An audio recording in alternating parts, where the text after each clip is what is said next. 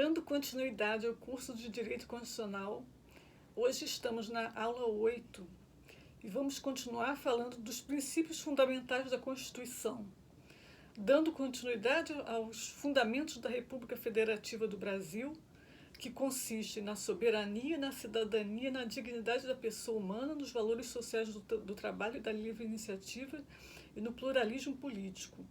Agora, partindo especificamente da dignidade da pessoa humana, que eu deixei de falar na aula passada para a aula não ficar muito longa, então nós vamos falar agora e dar prosseguimento ao estudo.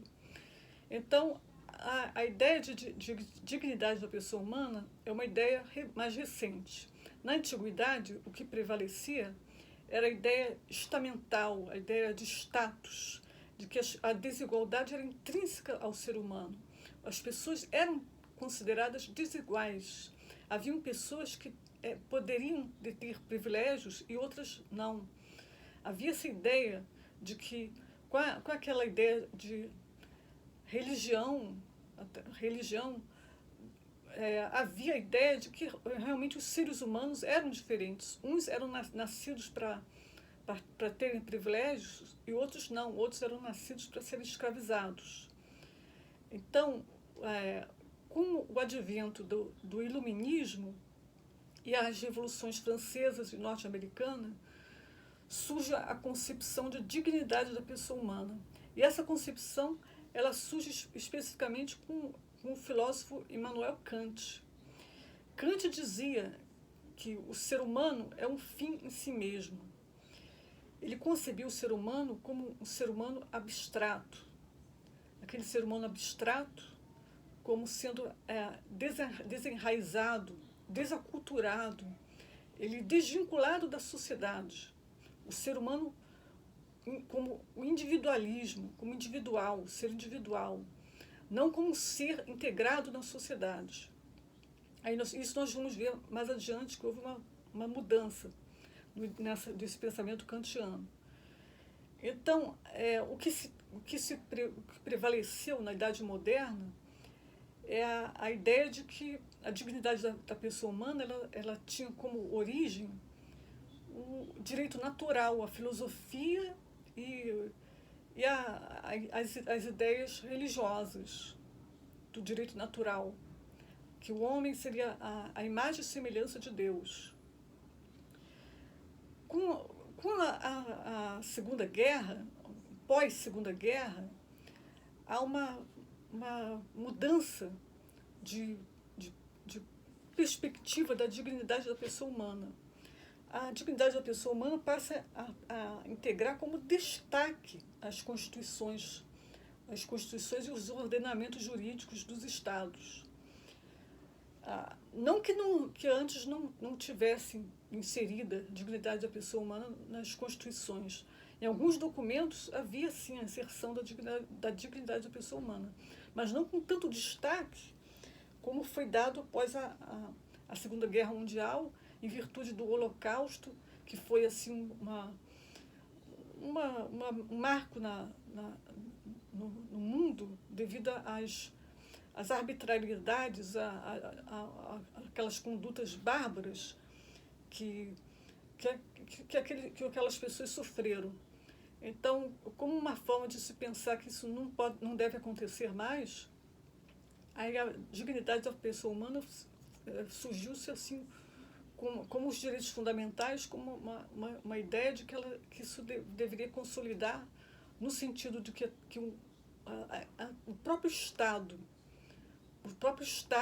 para existir, ele só pode ser considerado um Estado se ele respeitar a dignidade da pessoa humana. Um Estado totalitário que não respeita a dignidade humana não pode ser considerado um Estado. Apesar de haver dificuldades de concretizar vários direitos fundamentais, o só fato de ter em mente de que a sociedade cultiva a ideia de dignidade da pessoa humana já é suficiente para ser um Estado. Então, apesar de haver problemas de desigualdade social, de outras desigualdades de gênero, mas o fato de que aquela sociedade ela busca romper com os preconceitos, busca romper com as desigualdades, faz com que o Estado seja legitimado. E enquanto na Idade Moderna, na época do Iluminismo, o que fundamentava a dignidade da pessoa humana era a filosofia e os valores religiosos. Após a Segunda Guerra Mundial, o que passou a fundamentar a dignidade da pessoa humana foram a própria positivação dos princípios jurídicos. Então, a dignidade da pessoa humana passou a ser um princípio jurídico.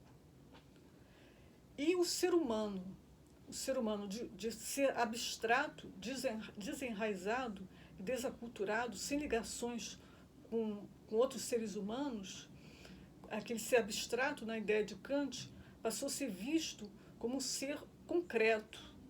Um ser concreto que ele se relaciona com as outras pessoas, que ele é dotado de corpo, até porque o que faz o ser humano é o corpo, não existe ser humano sem corpo. E além de ele ser dotado de razão, ele também é dotado de sentimentos. Então, dentro desse contexto, nós podemos falar sobre as funções da dignidade da pessoa humana. A dignidade da pessoa humana exerce algumas funções importantes no ordenamento jurídico. Dentro dessas funções, nós temos a função legitimadora, de legitimidade. Por quê? Porque a dignidade da pessoa humana ela é fundamento do Estado e da ordem jurídica. A dignidade da pessoa humana ela é fundamento do Estado e da ordem jurídica. Tanto que no artigo 1º, inciso 3 da Constituição Federal de 1988, está estabelecido a dignidade da pessoa humana como um dos fundamentos da República Federativa do Brasil. Então, isso é preciso a gente ter em mente.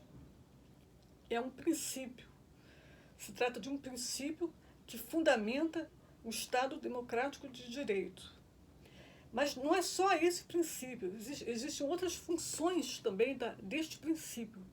Existem outras funções. Uma outra função também é a função de restringir direitos fundamentais, quando há necessidade de fazer uma ponderação entre os direitos fundamentais.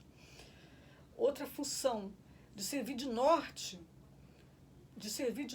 para outros direitos fundamentais, quando não há um direito fundamental, quando existe um direito fundamental que não está previsto na Constituição. Ela passa a ser fonte do ordenamento jurídico. Ou seja, passa a ser norte também para a interpretação, a dignidade da pessoa humana é norte de interpretação, e também passa a ser fonte normativa a partir do momento em que existem direitos fundamentais que não estão esculpidos, não estão expositivados na Constituição Federal. Então, alguns princípios fundamentais, alguns direitos fundamentais não estão presentes na Constituição Federal, mas eles existem com fundamento na dignidade da pessoa humana, que passa nesse momento a ser fonte normativa, fonte de direito. Um exemplo, a integridade física e psíquica e o desenvolvimento da personalidade são direitos que não estão previstos na Constituição, mas que são direitos fundamentais e que são considerados fundamentais com base na dignidade da pessoa humana. Outra função importante da dignidade da pessoa humana é a função hermenêutica. A dignidade da pessoa humana ela serve como interpretação, aplicação e integração não só dos direitos fundamentais, como de todo o ordenamento constitucional, assim como de todo o ordenamento jurídico. Então, todos os ramos do direito passam a ser lidos de acordo com a Constituição. É o que se chama de filtragem constitucional. Filtragem constitucional. Então, vistas essas principais funções da dignidade da pessoa humana, vamos avançar aqui um pouquinho sobre o conteúdo da dignidade da pessoa humana.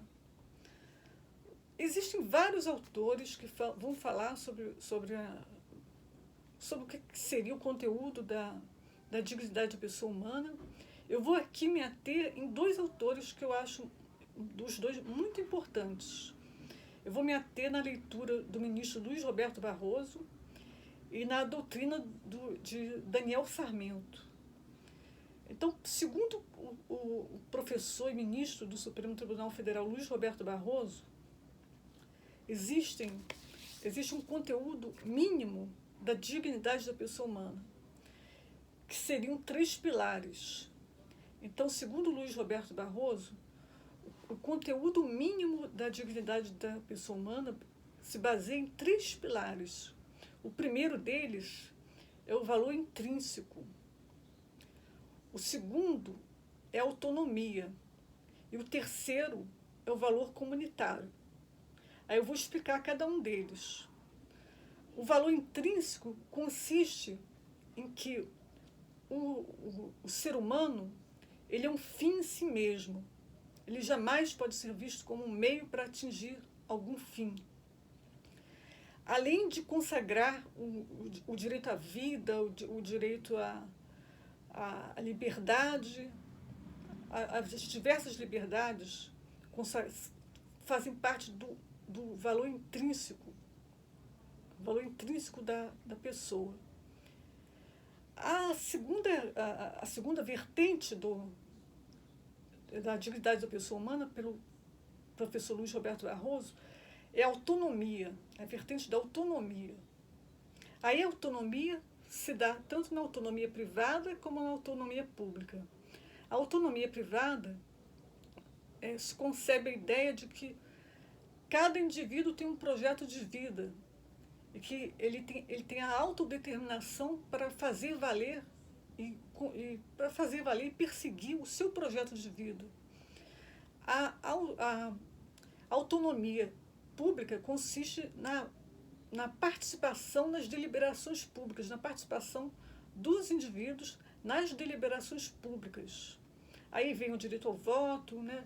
Essas coisas, direito ao voto, participação política. Aí entraria também um plebiscito, referendo, iniciativa popular. E o valor comunitário? O valor comunitário, para o ministro Luiz Roberto Barroso, seriam as restrições aos direitos fundamentais, que nós já falamos na aula passada. Aliás, na aula passada não, na outra aula, na aula que nós falamos sobre direitos fundamentais. Então, as restrições aos direitos fundamentais é o que o ministro Luiz Roberto Barroso considera como valor comunitário. Agora, vamos partir para a concepção do professor Daniel Sarmento. O professor Daniel Sarmento, ele concebe que o conteúdo essencial da dignidade da pessoa humana, ele se divide em quatro vertentes. Primeiro, o valor intrínseco da pessoa, o valor intrínseco. Segundo, autonomia. Terceiro, mínimo existencial. E quarto, reconhecimento.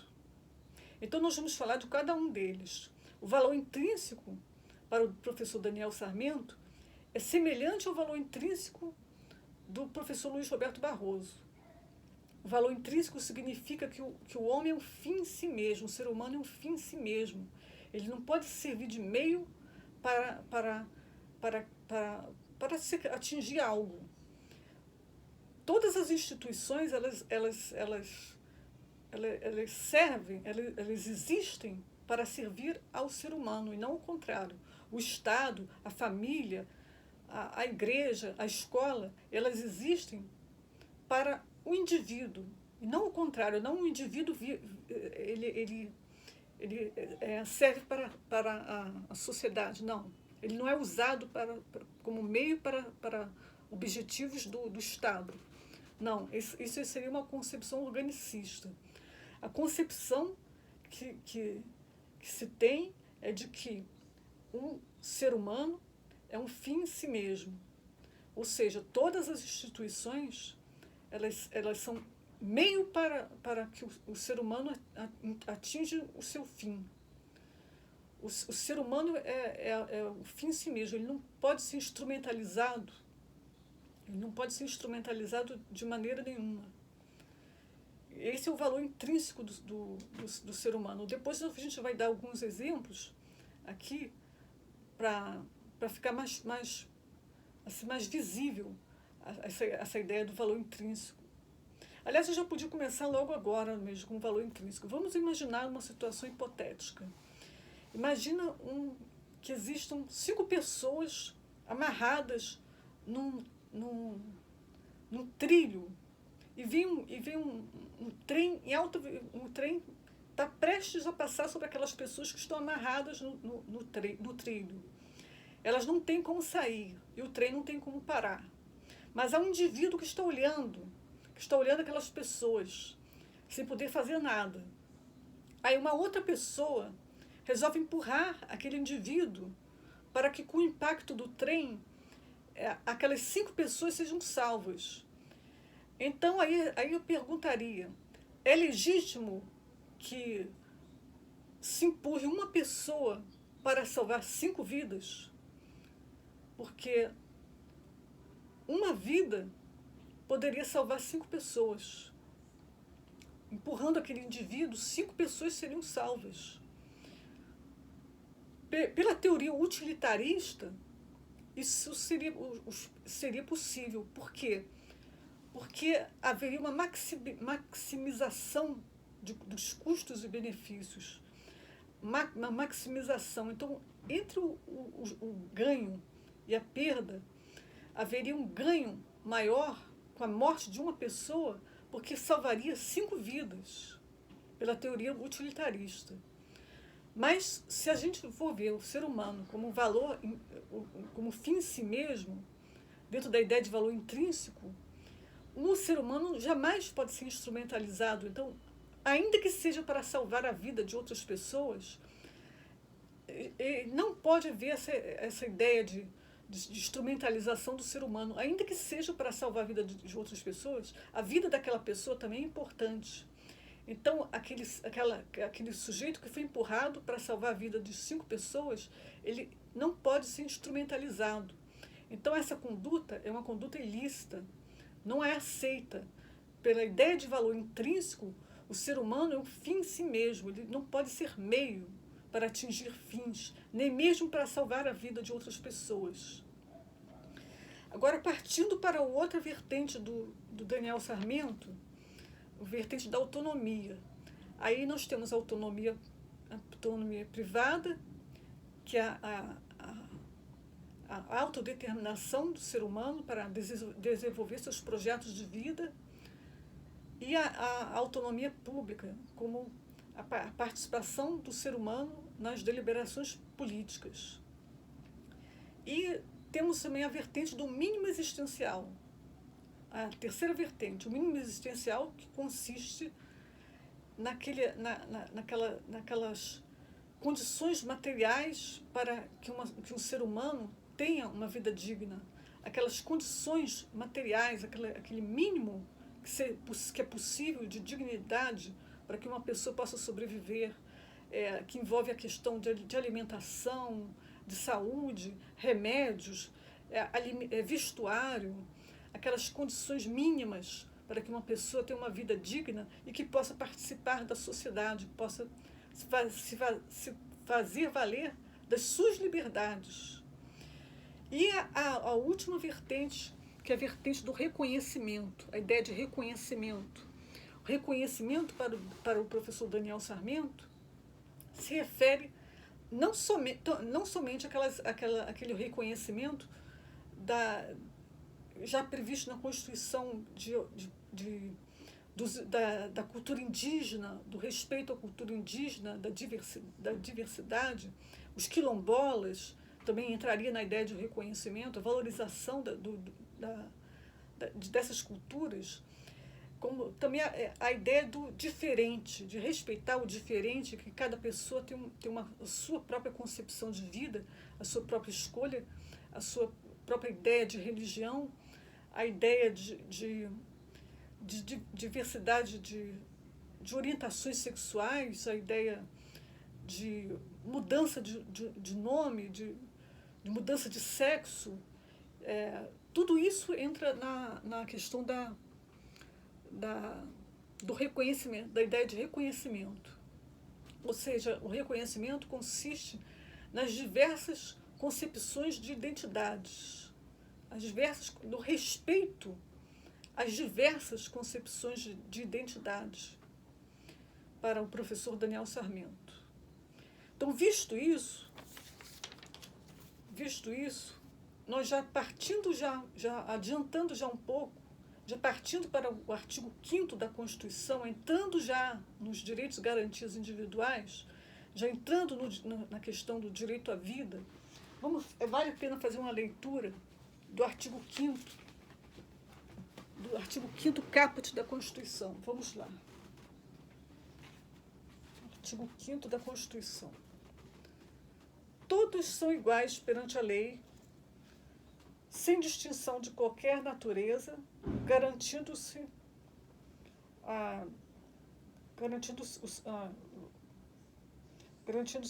aos brasileiros e aos estrangeiros residentes no país a inviolabilidade do direito à vida, à liberdade, à igualdade, à segurança, à propriedade, nos termos seguintes. Aí vem os dispositivos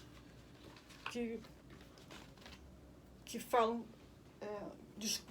sobre os direitos e garantias individuais, especificamente, cada um deles. Mas no 5º caput, já dá para se conceber alguns direitos fundamentais. E o primeiro deles é o direito à vida. O direito à vida é absoluto? Aí a primeira pergunta seria, o direito à vida é absoluto? Mas antes de eu fazer essa pergunta, eu vou perguntar se a dignidade da pessoa humana é um valor absoluto. Seria concebido como um valor absoluto? Olha, para a concepção alemã, sim, seria um valor absoluto. Mas a corrente que prevalece atualmente, até mesmo no direito comparado, é que não é um valor absoluto. A própria dignidade da pessoa humana, ela é relativa, ela deve ser relativizada. Apesar do ser humano estar no centro do ordenamento jurídico, deve haver uma relativização.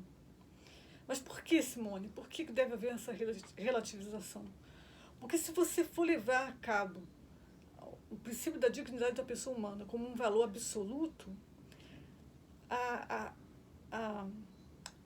a efetividade da dignidade da pessoa humana torna-se inviável. Querem ver um exemplo? Vamos falar sobre a população carcerária. Todos sabem que os presídios eles consistem em lugares assim degradantes, de vida degradante. As pessoas que estão presas, elas vivem em condições subhumanas, em condições de vida degradantes, que fere a dignidade da pessoa humana.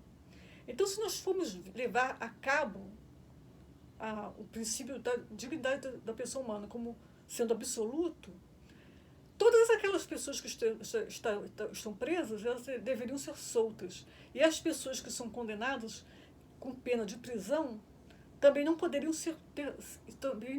ir para a prisão. Então, aí esbarraria com um outro princípio, que é o princípio da segurança pública, que também deve prevalecer. Então, fazendo essa ponderação,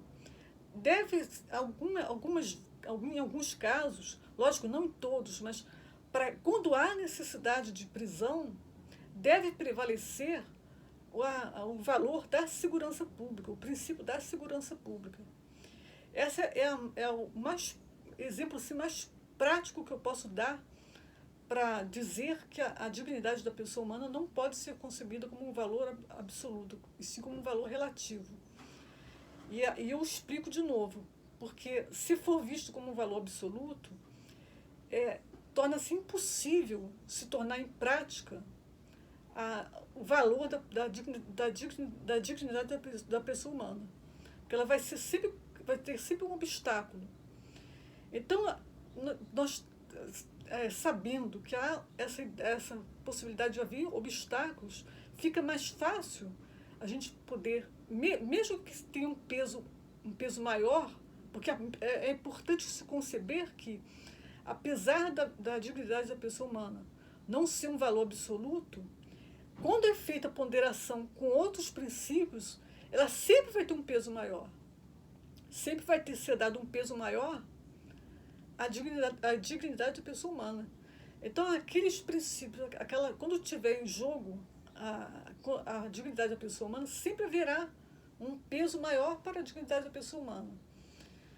Mas em algumas situações, como eu falei, no caso de uma pessoa que é perigosa, que realmente cometeu um crime grave e que deve ficar presa, apesar dela ter que ficar numa situação degradante, o certo seria que realmente todos os presídios, inclusive já há decisão do Supremo Tribunal Federal, no sentido de que deveria haver obras nos presídios para que aquelas pessoas não fiquem em situação degradante.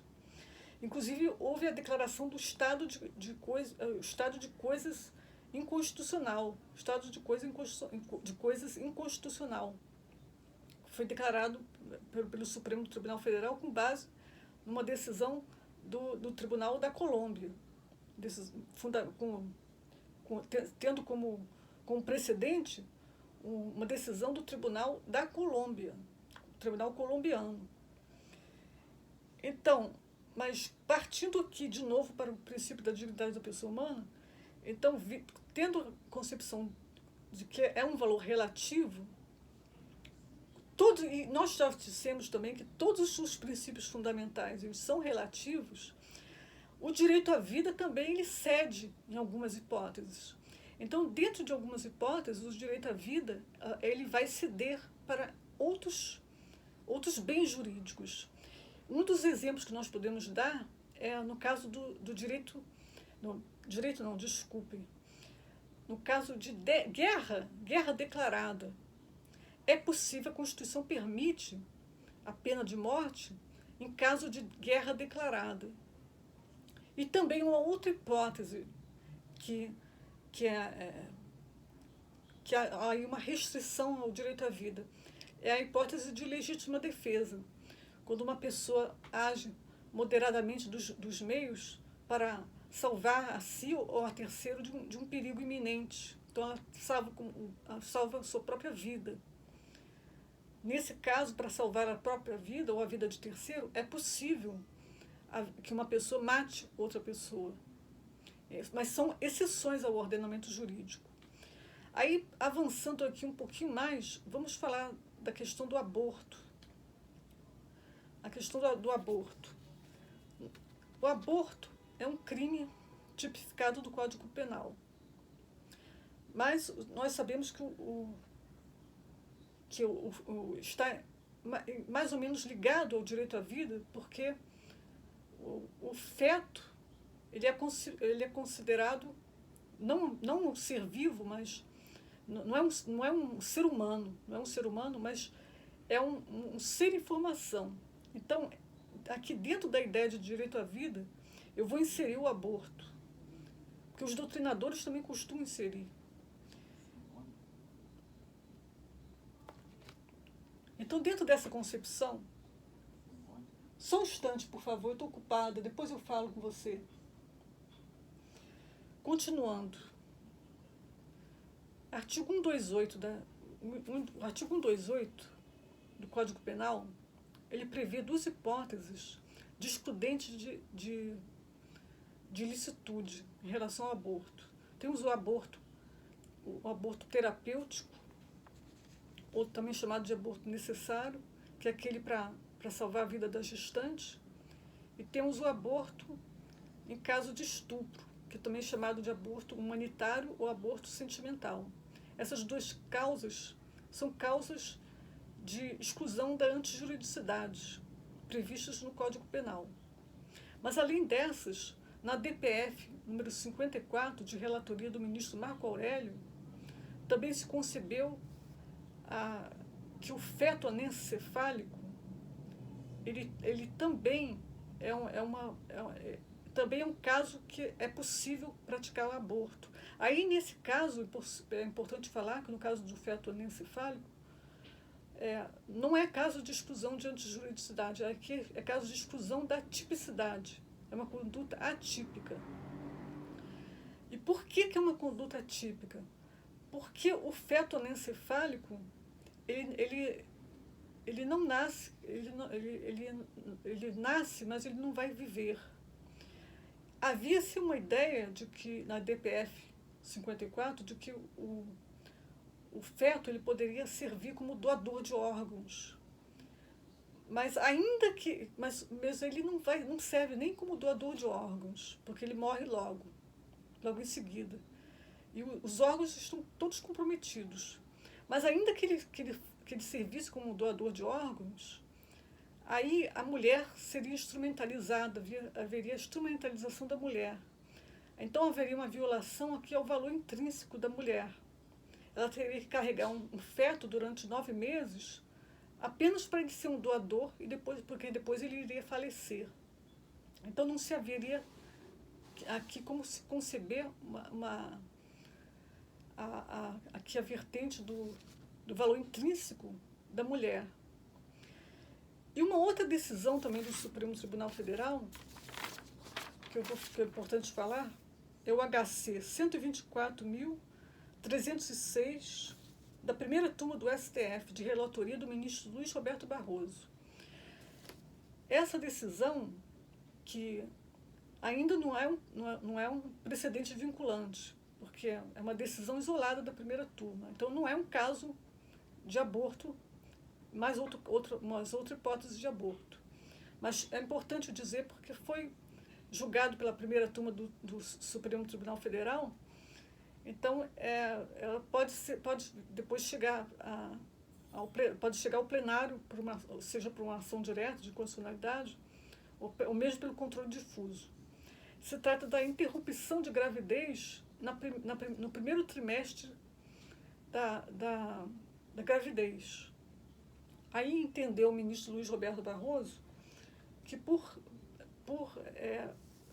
se tratar do primeiro mês de gestação, com base nos países desenvolvidos e com base também de que não haveria comprovação de que iria diminuir o número de abortos e também de que não haveria segurança para as gestantes, porque o número de abortos continua sendo alto, e tendo em vista a autonomia da mulher,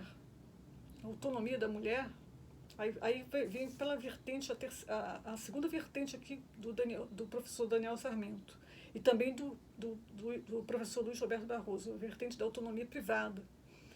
Então, pela vertente da autonomia privada da mulher, tendo em vista que a mulher tem o direito de se autodeterminar, de escolher se ela quer ou não prosseguir com a gravidez, e estando só nos 3 primeiros meses, entendeu Luiz Roberto Barroso que o aborto, nesse caso, ele seria permitido. Mas, como eu falei para vocês, isso é uma decisão que ainda está... uma decisão isolada da primeira turma, não foi para o plenário. Então, não se pode dizer que é um caso de atipicidade já prevista, outro caso de permissão para o aborto. É apenas uma decisão isolada. Então, nós vamos na próxima aula dar continuidade, já avançamos bastante. Vamos dar continuidade com a próxima aula. Tchau!